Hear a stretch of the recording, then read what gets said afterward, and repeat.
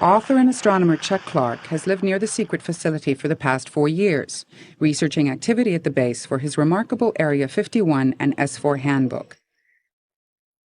He watched the base from Whitesides and Freedom Ridge with a high-powered telescope until it was closed to the public. I saw at first what I thought was an aerial illumination flare that was shot up from the area just south of the base at Area 51.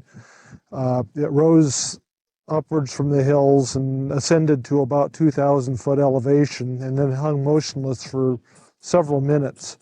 As it started slowly descending, it got down about 30 or 40 feet above the ground and hovered motionless for a couple of minutes, or well, not a couple of minutes, maybe about a minute.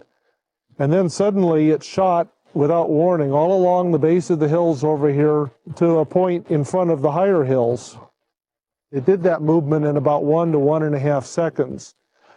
That is just under 5 miles measured distance, and that makes the speed something between 9 and 14,000 miles an hour based on those times. After it hovered for maybe 4 or 5 more seconds, it just vanished in place.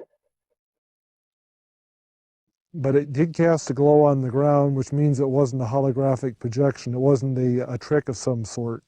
It's unusual that you get something where, I had range. I was able to figure the speed. The speed calculated out to somewhere between 9 and a little over 14,000 miles an hour, depending on whether it was a second or a second and a half. That's the only estimate in the equation. People need to give it some serious thought. Too many credible people have reported things that are just impossible by our understanding of physics.